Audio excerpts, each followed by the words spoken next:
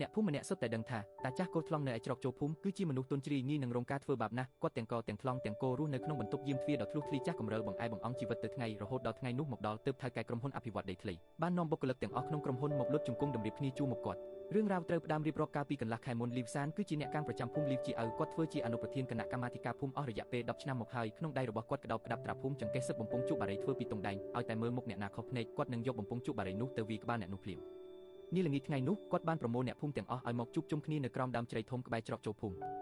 សូមស្ដាប់លោកហ៊ូគឺជាថៅកែធំម្នាក់មកពីទីរួមខេត្តចង់ជួលដីស្រែចម្ការនេះក្នុងតម្លៃ2,000 យន់ក្នុង1 ហិកតាក្នុង1ឆ្នាំរយៈពេល20ឆ្នាំចុះហត្ថលេខាលើកិច្ចសន្យាថ្ងៃនេះលុយនឹងចូលកណ្នីរបស់អ្នកនៅថ្ងៃស្អែក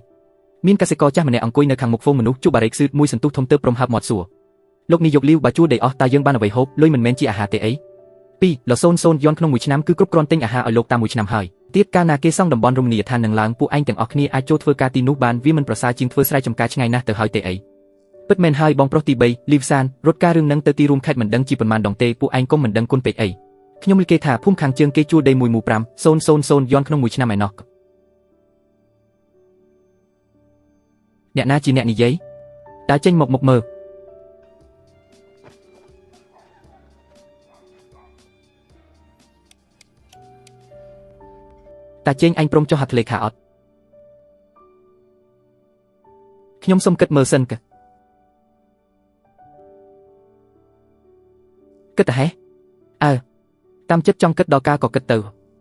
ៅអញ្ចឹងចាប់ពីថ្ងៃនេះទៅផ្ទះឯងកុំសង្ឃឹមបានប្រើទឹកឲ្យសោះចាំកាលណាគិតដាច់ចាំអញបើកទឹកឲ្យប្រើវិ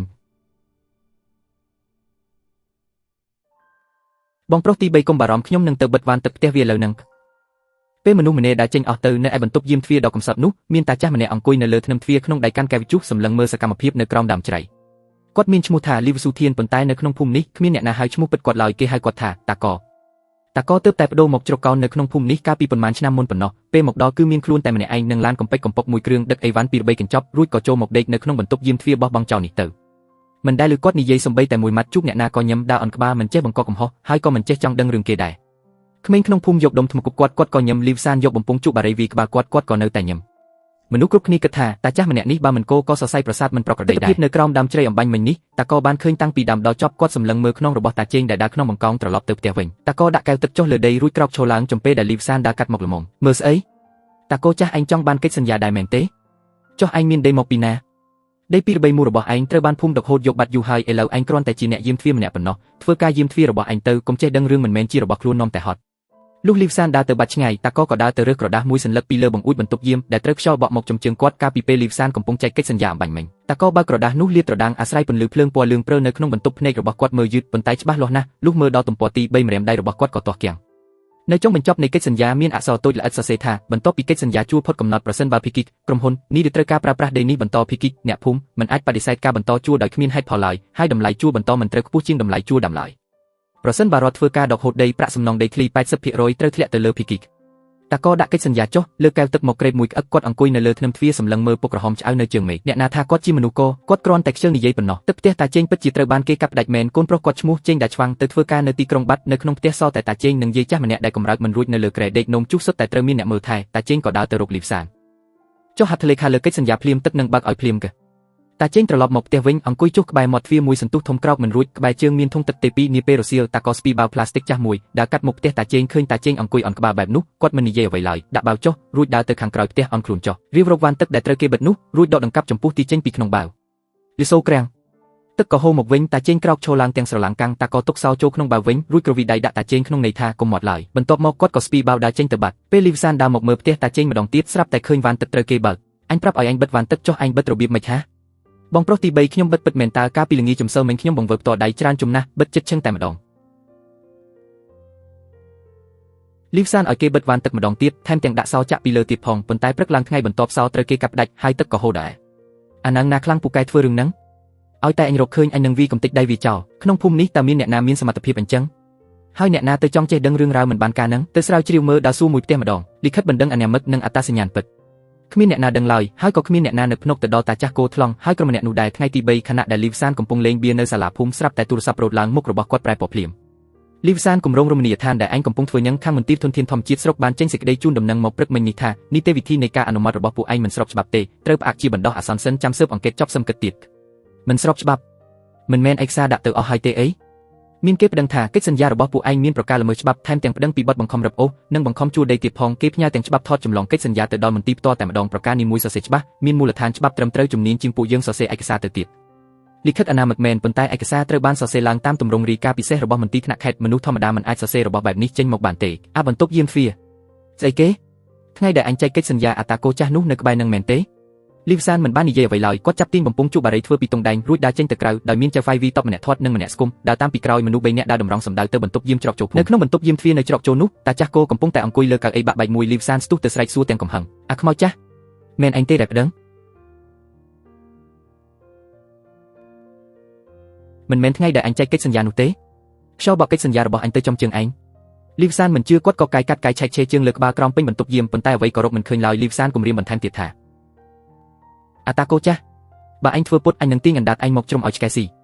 តាចាស់ក្រហនក្បាលចុះសម្លឹងមើលប្រអប់ឡាំងកាតុងដែលត្រូវគេជន់កំទេចនៅលើដីដោយមិននិយាយអ្វីទាំងអស់បន្ទាប់ពីលីវសានដើរចេញទៅតាចាស់គោក៏បិទទ្វារគាត់អន់ខ្លួនចុះរើបំណែកប្រអប់កាតុងដែលត្រូវគេជន់កំទេចម្ដងមួយបំណែកបោះចូលទៅក្នុងបាវបន្ទាប់មកគាត់ដើរទៅក្បែរក្រែរួចបើកហឹបឈើចាស់នោះចេញនៅក្នុងហឹបនោះមានឯកសាររៀបចំទុកដាក់យ៉ាងមានរបៀបរៀបរយរួមមានច្បាប់គ្រប់គ្រងដីធ្លីច្បាប់កិច្ចសន្យាដីធ្លីជនបទបទបញ្ញត្តិការពីដីស្រែចម្ការមូលដ្ឋាននិងឯកសារណែនាំលេខ1របស់មជ្ឈិមប្រចាំឆ្នាំនៅពីលើគេបង្អស់គឺជារូបថតចាស់ពណ៌លឿងមួយសន្លឹកនៅក្នុងរូបថតមានបុរសវ័យកណ្ដាលម្នាក់ស្លៀកឯកសណ្ឋានឈរនៅវាលស្រែជាមួយថ្នាក់ដឹកនាំជាច្រើនអ្នកក្នុងដៃកាន់ឯកសារកំពុងនិយាយជាមួយមន្ត្រីនៅក្បែរខ្លួនបុរសម្នាក់នោះគឺជារូបតាកោផ្ទាល់តែម្ដងគាត់ផ្អាប់រូបថតនោះទៅម្ខាងក្រោយរូបថតមានសរសេរអក្សរដោយបិទទឹកថាលីវស៊ូធានការិយាល័យត្រួតពិនិត្យធនធានធម្មជាតិជាតិឆ្នាំ2012នៅខេត្តហឺណានគាត់ទុករូបថតចូលក្នុងហឹបឆ្វេងផឹកទឹកនៅក្នុងកែវជុះឲ្យអស់រួចទាញទូរស័ព្ទចេញមកវាជាទូរស័ព្ទស៊េរីចាស់ម៉ាស៊ីនចុចពើអេក្រង់ស្រអាប់អស់ទៅហើយអាចធ្វើបានត្រឹមតែផ្ញើសារប៉ុណ្ណោះគាត់ចុចអាក្រម្ដងមួយសារនោះខ្លីខ្លាំងណាស់ដីស្រែភូមិលីវជាអៅត្រូវគេបង្ខំជួលក្រុមហ៊ុនអភិវឌ្ឍល្មើសច្បាប់អាជ្ញាធរឃុំស្រុកលាក់បាំងសូមមេត្តាពិនិត្យរីឯប្រអប់អ្នកទទួលគឺជាលេខទូរស័ព្ទមួយដែលគ្មានឈ្មោះអ្នកភូមិឡើយគាត់ចុចអក្សរចុងក្រោយរួចផ្ញើសារនោះចេញទៅបន្ទាប់មកក៏សុកទូរស័ព្ទទៅក្រោមខ្នើយ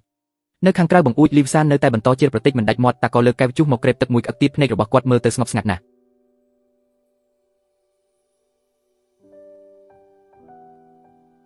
់តាក៏រឿងការពីម្សិលមិញអរគុណឯងខ្លាំងណាស់គេខ្ញុំថានៅខ្លួនមួយសោះដែលរឿងអេតចៃនឹងធ្វើអីមិនបានលុយប៉ុន្មានសេនផងលីវសានម្សិលមិញវាប្រកាសនៅក្នុងភូមិទៀតហើយថាបើអ្នកណាហ៊ានមិនចុះកិច្ចសន្ទគង់តែត្រូវកាត់ទឹកដូចគ្នាទេឥឡូវអ្នកភូមិពីរបីផ្ទះចាប់ផ្ដើមខ្លាចហើយគប់ផ្ទះតាចៅផ្ទះតាសុនសុទ្ធតែព្រមចុះកិច្ចសន្យាអស់ហើយសល់តែផ្ទះខ្ញុំនិងពីរផ្ទះនៅក្បែរផ្ទះឯងនឹងទេដែលនៅរឹងតឹងកូនប្រុសខ្ញុំវាទូរស័ព្ទមកថាបើមិនកើតទេព្រមវាទៅគុំទៅតាំងជាមួយលីវសានអីប៉ុន្តែខ្ញុំលេបអៀនខាងនេះមិនចូលសោះតាក៏ដាក់ចានស្លាបព្រាចុះដើរទៅរើសក្រដាសមួយសន្លឹកពីលើបង្អួចមកហុចឲ្យតាចេងទទួលមកមើលឃើញមានវងព័ទ្ធចំណុចជាច្រើនហើយចំណុចនេះមួយសុទ្ធតែមានសរសេរកំណត់ចំណាំដោយបិចនៅក្បែរនោះតាចេងព្រិចភ្នែកមើលយ៉ាងយូររួចងើបមុខសម្លឹងមើលតាក៏អញប្រាប់ខ្ញុំមើលប៉ុណ្ណឹងល្មមប្តឹងពួកវាបានន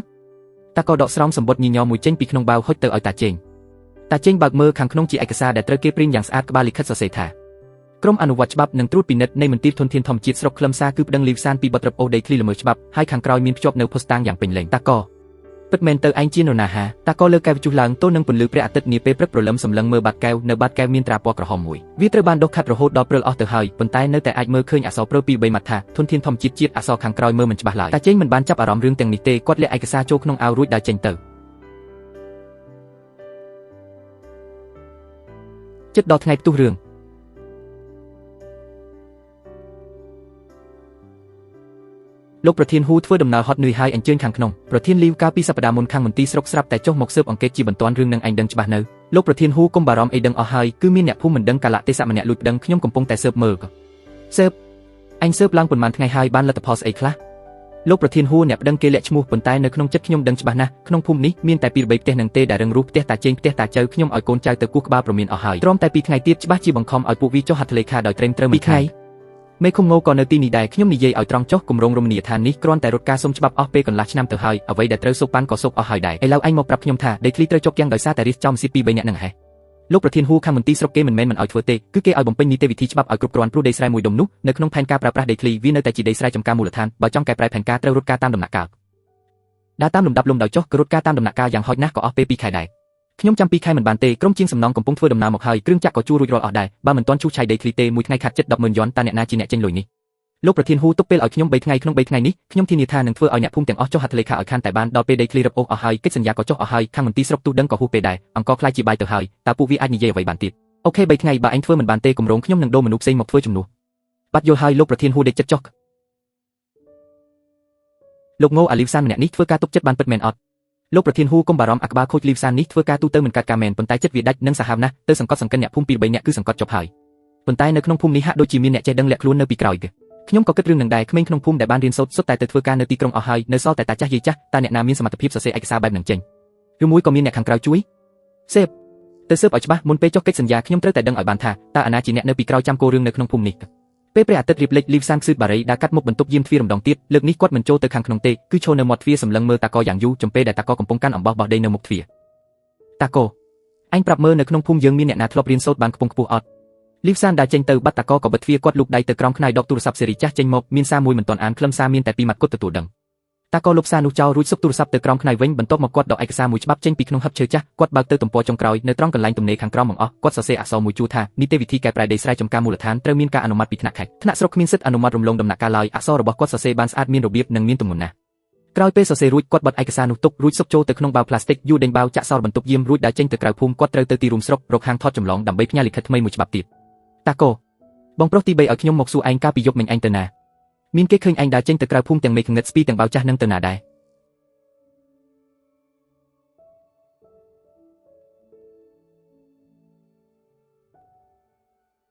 រទៅតូបលក់ដូរទិញទឹកកាហេះទិញទឹកស្អីរហូតដល់មេឃងឹតអញគិតថាអញនឹងងងមែនទ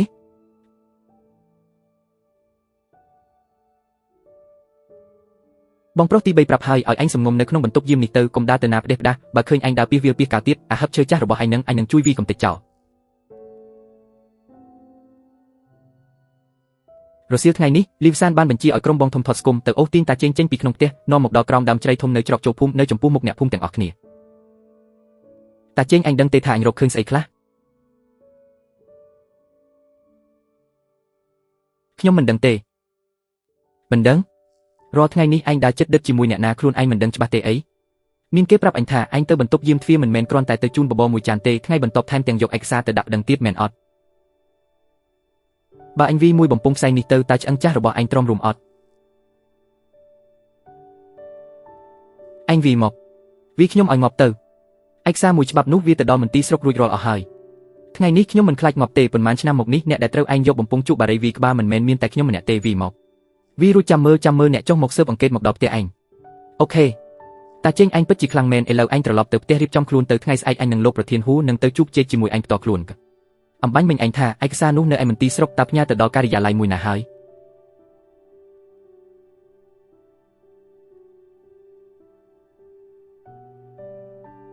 រៀបចំទៅដល់ណាហើយរាល់ដងឲ្យតែមានរឿងគឺតែងតែពាក់ព័ន្ធនឹងបន្ទប់យាមទ្វារនោះជានិច្ចទាំងលិខិតបណ្ដឹងទាំងការលួចបើកវ៉ាន់ទឹកសុទ្ធតែមានស្រមោលរបស់តាកូចាស់នោះទាំងអស់ខ្ញុំសង្ស័យថាគាត់មិនមែនកូទេគឺគាត់ធ្វើពុតសោះលោកប្រធានហ៊ូអំបញ្ញមិញខាងមន្ទីរស្រុកទើបតែប្រាប់មកថាលិខិតបញ្ជាត្រួតពិនិត្យដែលធ្លាក់មកពីថ្នាក់ខេត្តស្ថាប័នដែលចុះហត្ថលេខាផ្ដល់អនុសាសន៍គឺការិយាល័យត្រួតពិនិត្យធនធានធម្មជាតិដែលជាស្ថាប័នថ្នាក់នាយកដ្ឋានគ្រប់គ្រងលើការអនុវត្តច្បាប់ដីធ្លីទូទាំងខេត្តខាងខេត្តគេថាករណីនេះថ្នាក់លើតាមដានដិតដល់ណាស់ត្រូវតែធ្វើទៅតាមនីតិវិធីច្បាប់ជាដាច់ខាតនៅក្នុងភូមិនេះមិនមែនលាក់ខ្លួនអ្នកចេះដឹងទេគឺលាក់ខ្លួនដៃគោលអ្នករឹងរូបប្រឆាំងតែម្ដងលីវសានខ្ញុំសួរឯងតាចាស់អ្នកយាមទ្វារនោះឈ្មោះអីគាត់បដូរមកនៅក្នុងភូមិកាលពីពេលណាប្រហែលជាតកូលីវមកដេកនៅទីនេះពី3ឆ្នាំហើយគ្មានអ្នកណាដឹងពីប្រវត្តិគាត់ឡើយសេបទៅស៊ើបឥឡូវហ្នឹងមុនមេឃភ្លឺខ្ញុំត្រូវតែដឹងឲ្យបានថាគាត់ជានរណាលេខាជាងខ្ញុំបាទហ៊ូមីងយានគម្រោងនៅភូមិលីវជាឲ្យមានអ្នកមកពីផ្លូវវិជាត្រីធំមនុស្សមានអំណាចខ្ញុំដឹងថាវាមានហានិភ័យប៉ុន្តែគម្រោងបានបោះទុនទៅហើយដកថយមិនរួចទេបាទខ្ញុំយល់ហើ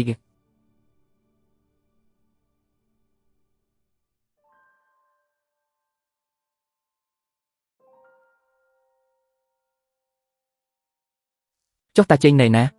ាឲ្យមនុស្សទៅអញ្ជើញហើយចិត្តមកដល់ហើយតាចេញខ្ញុំដឹងថាអញទៅដាក់ឯកសារនៅមន្ទីរស្រុកហើយខ្ញុំក៏ដឹងថាមានអ្នកនៅពីក្រោយចាំជួយអញដែរប៉ុន្តែថ្ងៃនេះខ្ញុំដាក់សម្ដីនៅទីនេះចុះគ្រឿងចាក់ត្រាក់តរឈូដីមកដល់ហើយថ្ងៃនេះដីមួយដុំនេះបើអញព្រមចុះកិច្ចសន្យាលើ11300យន់ក្នុងមួយឆ្នាំច្រើនជាងអ្នកដទៃ100យន់ប៉ុន្តែបើអញមិនព្រមចុះទេគ្រឿងចាក់ក៏នៅតែឈូដែរដល់ពេលនោះអញមិនបានសំបីតែ1សេនឡើយខ្ញុំនិយាយថាខ្ញុំមិនចុះដាច់ខាតឯងនិយាយថាស្អីដីនេះជាដីរបស់ដូនតាត្រកូលចេញខ្ញុំមិនលក់ហើយក៏មិនជួលមិនថាអ្នកណាឡើយក៏ខ្ញុំមិនព្រមចុះដែរអាខ្មោចចាស់ទុកមុខឲ្យហើយមិនយកមែនទេអញវីមកវីខ្ញុំឲ្យងាប់ទៅថ្ងៃនេះអញវីខ្ញុំឲ្យងាប់ថ្ងៃស្អែកអ្នកចុះមកស៊ើបអង្កេតនឹងមកដល់អញជឿអត់អូខេអញមិនព្រមចុះអញ្ចឹងអញទៅឈូដីអ្នកផ្សេងសិនចាំដល់ពេលអ្នកភូមិគេចុះកិច្ចសន្យាអស់ដីស្រែបន្តិចបន្តួចរបស់អញនៅចំកណ្ដាលរមណីយដ្ឋានចាំមើលអញអាចទ្រាំបានដល់កាលចាប់ផ្ដើមឈូពីខាងកើតភូមិទៅឈូដីអ្នកដែលចុះកិច្ចសន្យារួចមុនគេ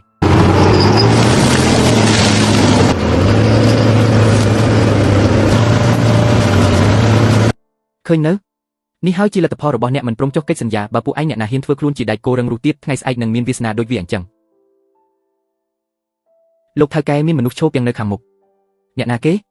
េគឺតាកូចាស់អ្នកយាមទ្វារនឹងតើដេញវាឲ្យចេញទៅ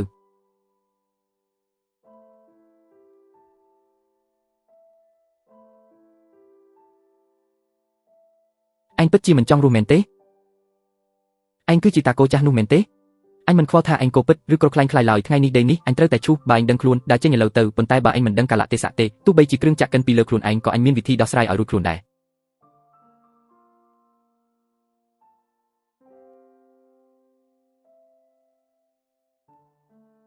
កិច្ចចេញទៅលឿនឡើង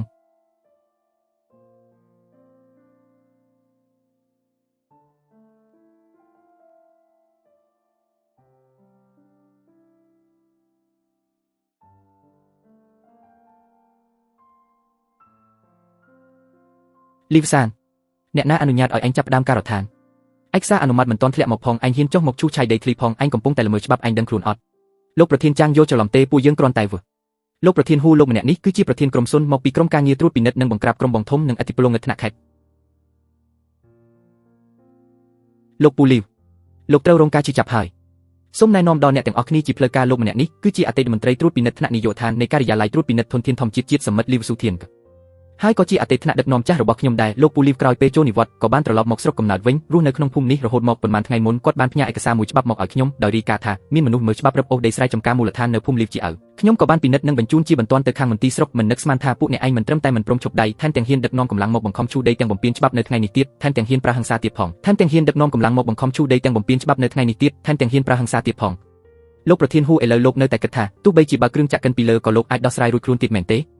ដកហូតគ្រឿងចាក់ឈូសដីទាំងអស់នៅទីនេះជាបណ្ដោះអាសន្នបិទត្រាច្បាប់ដើមកិច្ចសន្យាទាំងអស់ហ៊ូមីនយានលីវសានរួមទាំងបុគ្គលិកទាំងអស់ដែលចូលរួមក្នុងការបង្ខំឈូសឆាយដីធ្លីនៅទីនេះត្រូវនាំខ្លួនទៅទីរួមស្រុកដើម្បីចូលរួមការស៊ើបអង្កេតលោកពូលីវលោករបួសធ្ងន់អត់ខ្ញុំឲ្យគេជូនលោកទៅមន្ទីរពេទ្យណា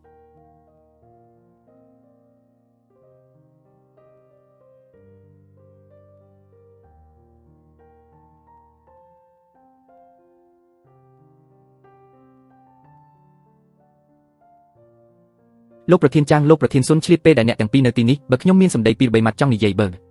រឿងទី1លីវសាននិងបាក់ពួករបស់វាប៉ុន្មានឆ្នាំមកនេះបានក្តោបក្តាប់គណៈកម្មាធិការភូមិកេងប្រវ័ញ្ចប្រាក់ចំណូលសមូហភាពញុកលុយមូលនិធិសង្គ្រោះជនក្រីក្របង្ខំអ្នកភូមិឲ្យចុះកិច្ចសន្យាយុត្តិធម៌រឿងទាំងនេះខ្ញុំមានកត់ត្រាទុកយ៉ាងច្បាស់លាស់នៅក្នុងហឹបឈើឯបន្ទប់យាមទ្វាររួចរាល់អស់ហើយរឿងទី2ខ្ញុំផ្ទាល់គឺជាឈាមជ័រតកូលលីវលោកតាខ្ញុំឈ្មោះលីវឆាំងហ៊ឺពួកយើងដាំដុះនៅលើដីនេះមួយជីវិតមកហើយដីមួយដុំនេះមិនអាចបំផ្លាញបានទេនេះជាស្គលនៃអ្នកភូមិយើងទាំងអស់គ្នាដីនេះខ្ញុំជួយការពារបានហើយទៅថ្ងៃមុខគឺត្រូវពឹងលើពួកឯងទាំងអស់គ្នាជាអ្នកការពារដោយខ្លួនឯងហើយ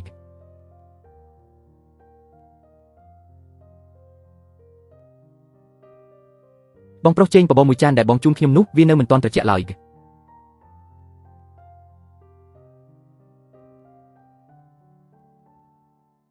ឆ្នាំនៃការរងចាំនិងការលាគ្នាលីវសានឯងមិនមែននិយាយថាឯងគ្រាន់តែជាអនុប្រធានភូមិមិនសូវមានលុយកាក់កប់អីទេមែនទេឯងត្រឡប់មកទីនេះជំនួសខ្ញុំដើម្បីរកខ្ញុំចុះថ្នាក់ដឹកនាំចាស់បើលោកត្រៀមទុករបស់ទាំងនេះអស់រយៈពេលប៉ុន្មានឆ្នាំហើយបើ3ឆ្នាំមិនមែនជាការអត់ទ្រាំទេគឺជានិយមន័យនៃការរងចាំមនុស្សម្នាក់ដែលអាចយករបស់ទាំងនេះដាក់ជូនទៅថ្នាក់លើបាន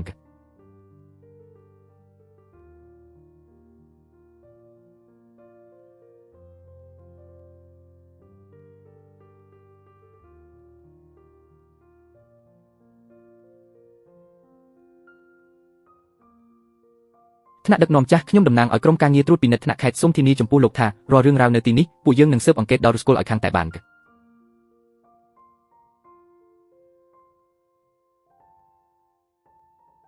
អត់ទេលើកនេះស្អាតស្អំហើយ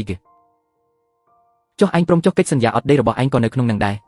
ដីរបស់ខ្ញុំវាអស់បាត់យូរហើយត្រូវភូមិរហូតបាត់ហើយឥឡូវខ្ញុំគ្រាន់តែជាអ្នកយាមទ្វារម្នាក់ប៉ុណ្ណោះពួកឯងញីអត់គាត់ថាដីរបស់គាត់អស់ហើយឥឡូវលីវសានត្រូវគេចាប់ខ្លួនហើយដីនេះគួរតែប្រគល់មកឲ្យគាត់វិញមិនត្រឹមតែដីស្រែទេថែមទាំងដីភូមិគ្រឹះដែលដកហូតកាលពីឆ្នាំនោះក៏ត្រូវប្រគល់មកវិញដែរមិនបាច់ទេដីនឹងខ្ញុំមិនយកវិញឡើយបើខ្ញុំត្រឡប់មកវិញមិនមែនដើម្បីដីធ្លីនោះទេបើចុះឯងត្រឡប់មកវិញដើម្បីអ្វី3ឆ្នាំឯងទ្រាំអស់រយៈពេល3ឆ្នាំតើដើម្បីអ្វីទៅឪពុករបស់ខ្ញុំឈ្មោះលីវឆាំងហ៊ឺកាលពី30ឆ្នាំមុនក៏នៅលើដីមួយដុំនេះដែរត្រូវពួកក្រុមហ៊ុនអភិវឌ្ឍការនោះវិបាក់ជើងក្រោយមកគាត់ក៏ស្លាប់ទៅដីធ្លីក៏បាត់បង់អស់ខ្ញុំត្រឡប់មកវិញគ្រាន់តែចង់មកមើលថា30ឆ្នាំកន្លងផុតទៅតើដីមួយដុំនេះអាចការពារបានអត់ត្រូវហើយទៅថ្ងៃមុខកុំហៅខ្ញុំថាតាគោទៀតអីខ្ញុំឈ្មោះលីវស៊ូធានពាក្យស៊ូដែលប្រែថាការពារពាក្យធានដែលប្រែថាវាលស្រែអ្នកការពារវាលស្រែអូអញថាបាត់កែវមានត្រាពណ៌ក្រហមមែនទេអើពិតមែនហើយមានរឿងអីអញដឹងទេថាថ្នាក់នាយកដ្ឋានជាតិគឺជាកម្រិតណាអញដឹងទេថាសំបីតែចៅហ្វាយក្រុងយើងជួបគាត់ក៏ត្រូវលើកដៃគោរពគាត់មុនដែរចុះហេតុអ្វីបានជាគាត់មិនព្រមប្រាប់ទៅវិញបើប្រាប់បើច្បាស់ជាស៊ើបមិនបានភស្តុតាងទាំងនោះឡើយបើសិនជាគាត់មកដល់ភ្លាមលាតត្រដាងអត្តសញ្ញាណផ្លេតលីវសានច្បាស់ជាដុតសៀវភៅបញ្ជីចោលបាត់រីឯក្រុមហ៊ុនអភិវឌ្ឍកាកសំណល់ក៏រត់បាត់ស្រមោលដែរគាត់គឺធ្វើឲ្យមនុស្សគ្រប់គ្នាគិតថាគាត់ជាមនុស្សគោជាមនុស្សទុនជ្រាយងាយនឹងចាត់ការរួចរងចាំឲ្យពួកវាលាតត្រដាងល្បិចកទាំងអស់ចេញមកដោយខ្លួនឯង3ឆ្នាំណា គឺដើម្បីដីស្រែមួយដុំនេះដើម្បីកុំឲ្យពួកឯងត្រូវគេបោកប្រាស់ដើម្បីអ្វីដែលឪពុកគាត់ការពារមិនបានកាលពី30ឆ្នាំមុនលើកនេះអាចការពារបានពុកដីស្រែការពារបានហើយកិច្ចសន្យាត្រូវបានទុកជាមុខក្រុមហ៊ុនអភិវឌ្ឍចូលគុកហើយអ្នកកាំងប្រចាំភូមិក៏ត្រូវចាប់ខ្លួនដែរបំណុលមួយខ្សែរបស់ពុកអស់រយៈពេល30ឆ្នាំថ្ងៃនេះសងទូទាត់អស់ហើយកូនមិនបានធ្វើឲ្យពុកខ្មាស់គេទេហើយកូនក៏មិនបានធ្វើឲ្យត្រកូលលីវយើងខ្មាស់គេដែរទៅថ្ងៃមុខដីនេះគ្មានអ្នកណាអាចមកដណ្ដើមយកបានទៀតឡើយ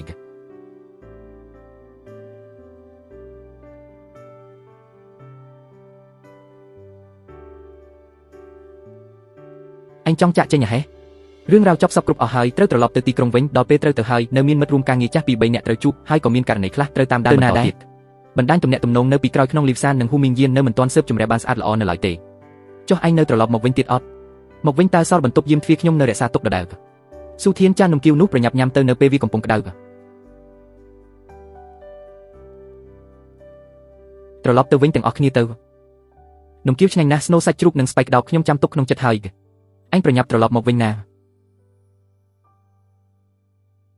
លីវស៊ូធានឯងគឺជាអ្នកភូមិយើងមួយជីវិតគឺនៅតែជាអ្នកភូមិយើងជានិច្ច